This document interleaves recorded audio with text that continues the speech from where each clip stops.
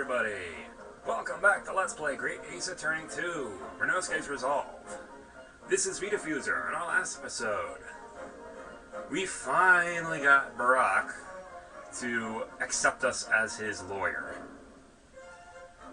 It took a lot to do so. On top of that, we are actually going to be opposing Kazuma, who's going to be the prosecutor.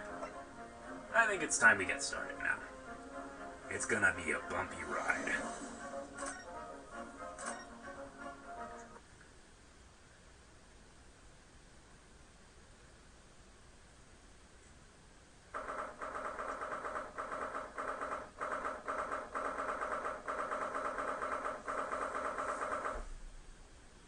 Alright, Old Bailey.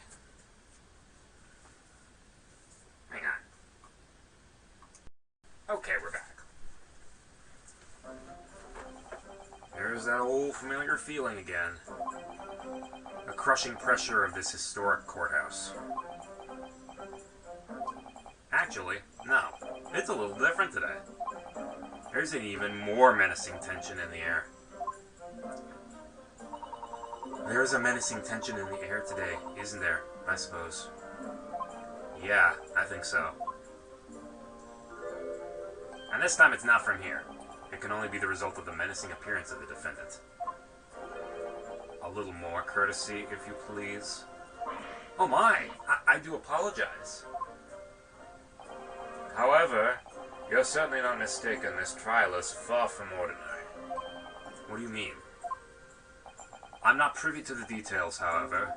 I understand that no jury's been selected. There's no jury? A trial without a jury? Well, that's just like the trial of the professor 10 years ago. A closed court.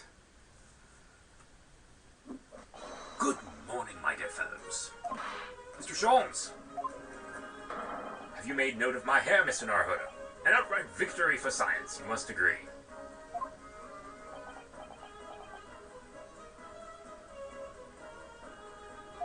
To be perfectly honest, so much has happened yesterday that, well, I completely forgot about your little hair problem. Ha! What to one man is a little hair problem, is to another a day of drinking dubious potion after dubious potion. I'm surprised you're not purple. You've no idea how much my stomach ails me this morning. Oh dear, how awful for you. I'm afraid you only have yourself to blame, Mr. Sholmes. And good morning to you, Mr. Reaper. I'm delighted to see you looking so full of vim. And you. I see London's celebrated great detective is as active as ever. Oh, you exaggerate, my dear fellow. Compared to my paltry engagements with a few trivial cases, the Reaper's overbearing presence is a far greater deterrent to the black roots of crime in our capital. And whilst I may not agree with your methods, there is at least one point on which I would readily commend you. What an honor. And that would be your eye for a good lawyer, sir. Mr. Jones, after all, behind this lawyer there is a great mind. My own! Ha-ha! What are you trying to say? I wish only to say that you should be prepared for quite a trial, Mr. Reaper. Sorry about Jen. Oh, it's you two. Gina! What's on her arm? It's a mourning band, I suppose? Father! Shouldn't you be at the symposium? It's been postponed, so I have some free time. I decided to come along with the police inspector to see our country's up-and-coming student in action. No pressure. I should be very interested to see the fruits of your studies over the past year. Well, it's an honor to have you here. Let's hope there are fruits to be seen. Hello. Yes, Gina? Why'd you agree to this, eh? Why'd you take him on? This Reaper bloke, everyone says it was him what killed the boss. I'm sorry, Gina, but I just don't believe that. Well, if it weren't him, who was it? I don't know that. Yet. I care who calls him what, the Reaper's just a name. He's just a person at the end of the day. And if it turns out it was him what killed the boss, help him. Then God help him.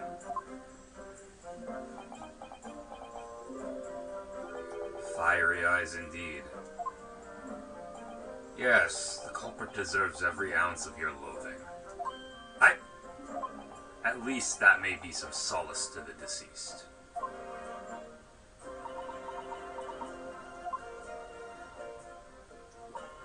Please, although... get whoever did this. For the boss. Oh, Gina. I hate feeling this useless, but there's nothing I can do. So you've got to find who done this and make the wretch pay.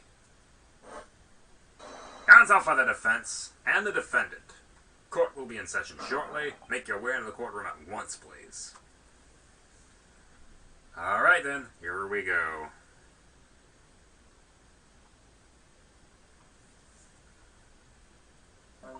It's time, Mr. Naruhodo. Lord Van Zeeks. Let's see what we can do now. One who lost his treasured brother to a mass murderer. One who lost his treasured father in a foreign court of law. And one who lost the man who helped her escape destitution. All that misfortune, all that pain, on course to collide headlong in this trial. It's time to shine a light on all these dark events. Whenever truth is revealed, we're going to have to look it straight in the eye.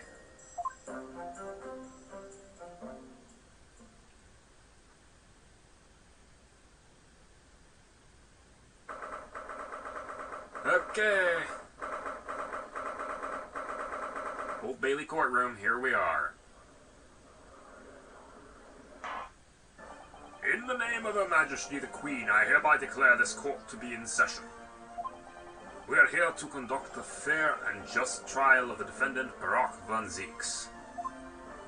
Counsels for the defense and prosecution, are you ready to begin? The defense is ready, my lord. The prosecution is more than ready. Oh, Kazuma-sama. I've been wishing to see you in court again for so long. It feels... But I never pictured it happening like this. Yeah, we're opposing him. I never thought I'd be facing you behind the prosecution's bench. The so-called Reaper of the Bailey has been a scourge like no other, undermining Her Majesty's justice system. Today we must uncover the truth behind this scourge.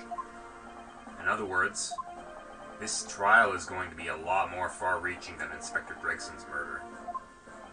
The truth revealed by these proceedings may have unpredictable repercussions through the judiciary. Accordingly, they are to be conducted as a closed trial with no members of the public present, by Her Majesty's direct orders. So this is basically just like the old cases from all the rest of the Ace Attorney games. How will that work, my lord? The burden of all the arbitration and adjudication falls on my shoulders. Therefore, as you will see, the jurors' bench shall remain vacant today. If no members of the public are present, might I ask who is currently occupying the gallery, my lord? They are members of the judiciary, here to witness proceedings and ensure an equitable trial. Members of the judiciary. Oh my, this is a very unusual trial already. There's, of course, another unprecedented aspect to these proceedings on which I must elaborate. The counsels for the prosecution and defense are both aliens of Great Britain. That is to say, they're both Japanese. I believe it takes an outsider to see the truth sometime. And as I stand here in this courtroom now, I'm quite certain. This is the reason why I had to come to Britain. Kazuma? Very well, let us commence proceedings. Prosecutor Asogi, your opening statement, if you please. Certainly, my lord. The incident took place on the 1st of November at just after 5 o'clock in the afternoon. The location was a building of flats on Fresno Street on the outskirts of the city.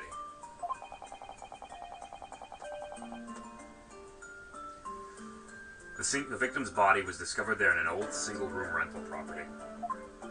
Yes, Inspector Tobias Gregson, a name known very well indeed to this court. Not least for his miraculous resolution of one of this country's grimmest cases 10 years ago. The Professor case. How sure are you about the time of the incident? Several witnesses on the street outside heard the gunshot. And all have reported the same time. That's what Gina told us too. There were a number of witnesses. I have here a plan of the room. The victim was found curled up in one corner. It is believed he was shot from the front at point-blank range and died instantly. How has the range been determined? There were scorch marks around the entry wound. Such marks are caused by the gunpowder used to fire the bullet. A powder hot enough to leave scorch marks is only ejected a few inches beyond the edge of the barrel. In other words, it only happens when the target is at point-blank range.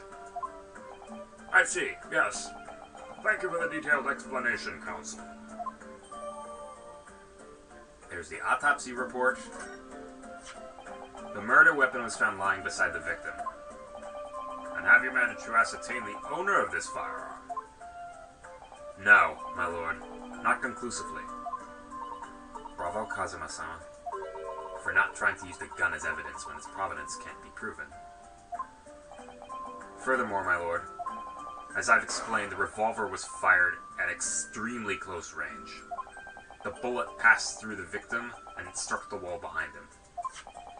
This is a candelabra mounted on the wall, and the tip of one of the candles in it was found to have been blown off by the projectile. We noticed that too, didn't we? Yes, that's right. Thank you for the thorough report, Counsel. The setting of the crime is clear to me. You will submit the plan of the crime scene as evidence, please. As you wish, my lord.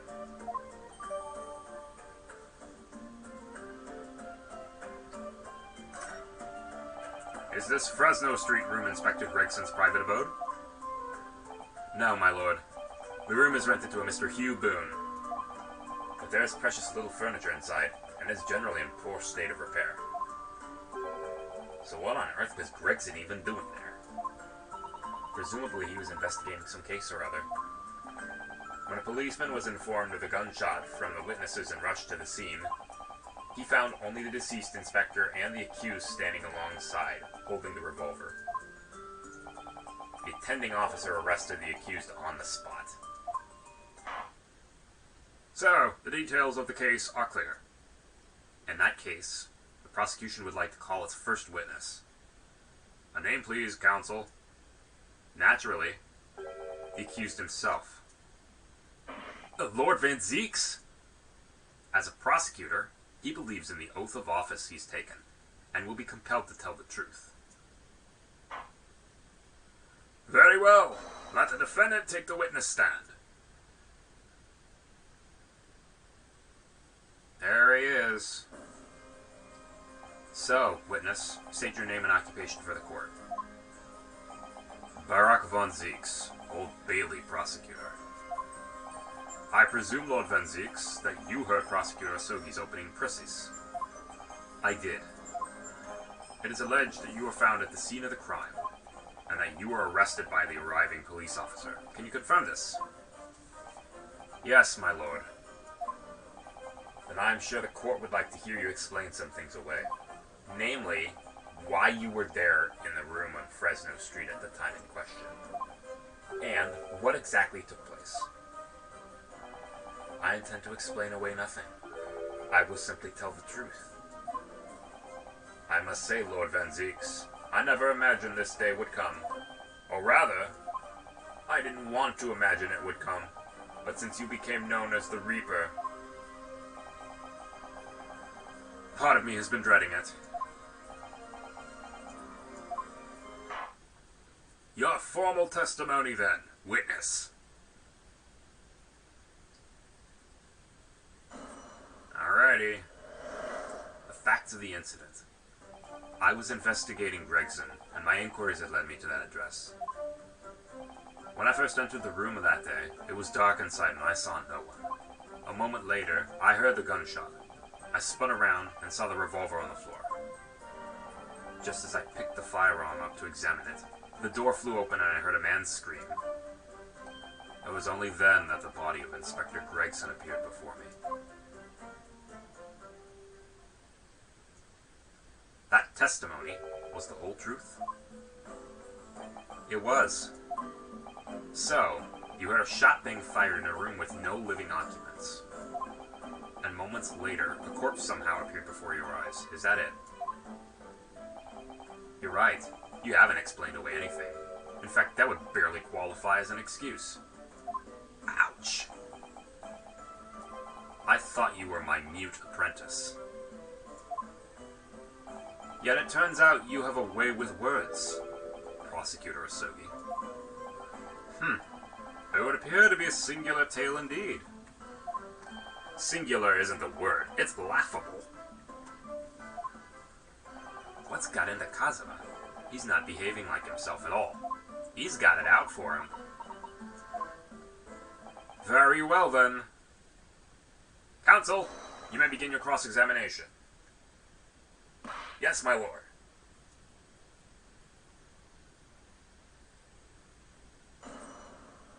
Alright. Time to press everything.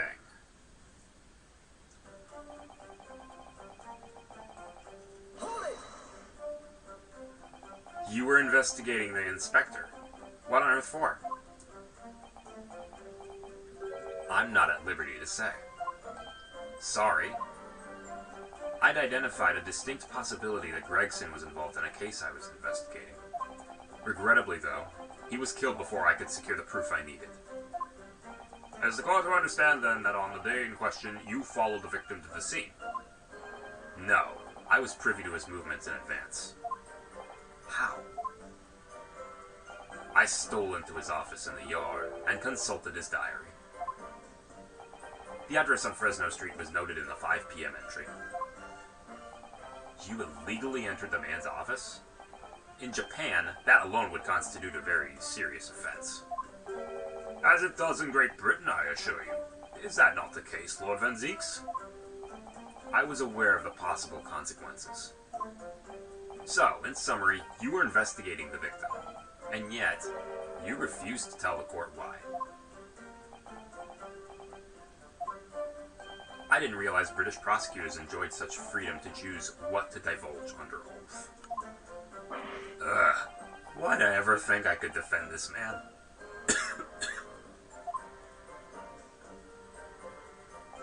When I first entered the room that day, it was dark inside and I saw no one. Hold it! Had you ever been to the address before? No, never. I only learned of the place as a result of my investigations into Gregson's activities. There was no light inside when I entered, so it was all but impossible to make out anything. But at 5 p.m., the sun would only have just gone down. It would still have been reasonably light outside. The room has a window, but it was boarded shut. Very little light found its way into the room from outside, so it was extremely murky inside. I wouldn't have noticed that the victim was already lying on the floor. There was no artificial light in the room, you say? You're quite sure? I'm quite sure the part of the room where the body was found was very dark. I have a feeling there was a small oil lamp burning on the desk, though I couldn't say for certain. Look, Mr. Naruhodo. There is a small desk in the room right there. Yeah, I remember. And there was an oil lamp on it, as well as the framed photograph. When I entered the room, I closed the door behind me and started towards the desk to investigate. And what did you find? Nothing. I never actually reached the desk. A moment later, I heard the gunshot. I spun around and saw the revolver on the floor. Hold it! So, who fired the gun? I've no idea. I didn't see anybody else in the room. But you say it was very dark in there. Yes, that's right. All I can tell you is, I didn't sense another's presence. Then that could be that the gunshot actually originated from somewhere outside the room? No. That's out of the question. Hang on. Ugh. Sorry about that. Someone changed my soundbar. Ugh. Oh. Without doubt, the sound emanated from inside the room. I could smell the gunpowder. Ugh. This is going from bad to worse. And you say that's the point at which you noticed the revolver on the floor. Correct. And I foolishly picked it up. That was carelessness on my part. Yep, carelessness that will be repeated by one other.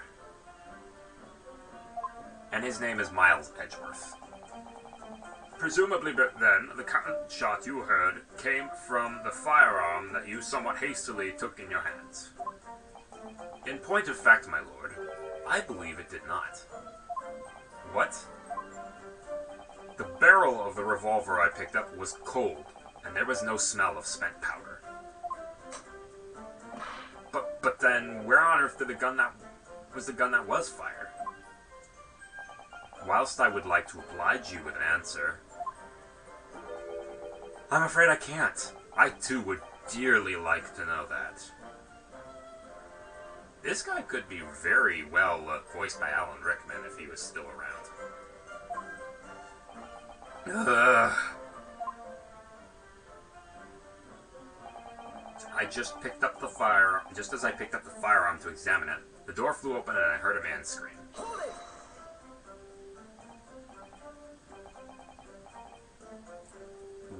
A man, you say? One of the witnesses, I presume? That's right. One of the street merchants working on Fresno Street. Who are these merchants? A number of them had set up their stalls directly beneath the boarded window of the crime scene. A match seller, a newsmonger, and a peddler. They've all given statements saying they heard the gunshot. And without thought of danger, they ran inside to see what had happened. Yes, Gina told us about that yesterday, didn't she? They burst through the door with some force, it would seem. They did, and almost gave me a heart attack in the process. But you're supposed to be the Reaper. The first man to come in immediately noticed the revolver in my hand and fled.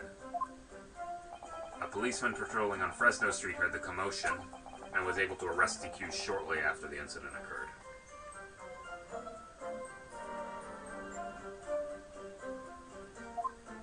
Anyway, the man's scream drew my attention in that direction. It was then, and only then, that the body of Inspector Gregson appeared before me. Hold it! What do you mean by that? In what way did the body appear? I honestly can't explain it, but it's the truth. As far as I was concerned, the body hadn't been there until that point, and then suddenly, there it was.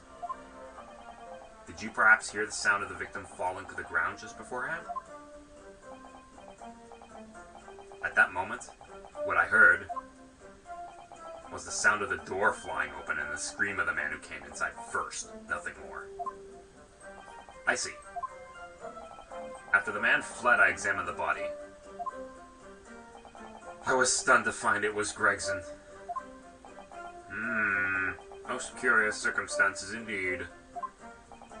How the inspector was killed, or how his body seemed to appear out of nowhere, I have no idea. Objection! Surely the court has heard enough. My lord, the cross-examination is clearly revealed that the accused, Barak von Zieks, is lying on multiple fronts. What? What is that supposed to mean? Good gracious, counsel. The defendant is lying, you say? In his testimony just now... Okay, we're back.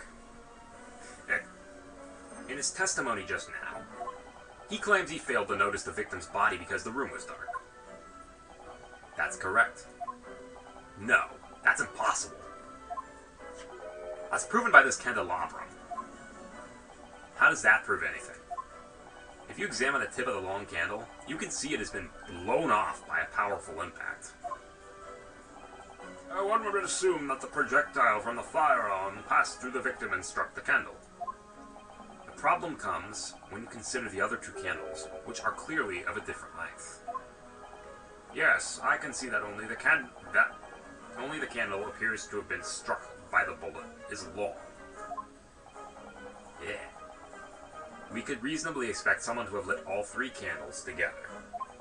Which begs the question of why only one has ended up longer than the other. That must be because that particular candle was extinguished while the others were still burning. Ah!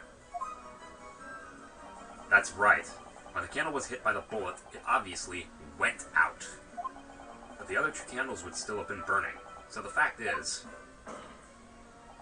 the victim's body would have been illuminated by the light still thrown by the candelabrum. And the accused's claim that he couldn't see the body clearly contradicts those facts. Ugh. And now to the next lie. There's more? There's always more. The accused also claims never to have visited the scene of the crime before. That's the truth. In that almost empty room, the police discovered something very unusual. A board covered from top to bottom in police documents and newspaper cuttings. Yes, that's right. We saw it too. It goes without saying that the contents of the police documents cannot be divulged. However, they included a number of reports from various historical cases, the oldest of which was from 10 years ago. 10 years ago? This is starting to sound familiar. And there is a common thread linking all of the documents on that board. Indeed, what is this common thread, counsel? They all relate to cases prosecuted in court by Barak von Zieks. All of them? And furthermore, all those cases are ones in which the defendant was acquitted. Good Lord! Interestingly, none of those defendants are alive today, because all of them have been sent to their graves by the Reaper. Ah. Oh no. In short, that dingy little room is the Reaper's secret hideout, and his base of operations. The Reaper's hideout? And yet the Reaper would claim never to have been to his own secret hideout? No one would believe that. No, the truth is, we've been looking at this backwards. Explain, counsel. Inspector Gregson was investigating the identity of the Reaper. When he discovered the location of the man's secret hideout, he was killed. As I'm sure everyone can imagine, by the Reaper's hand. What? Oh. Ow.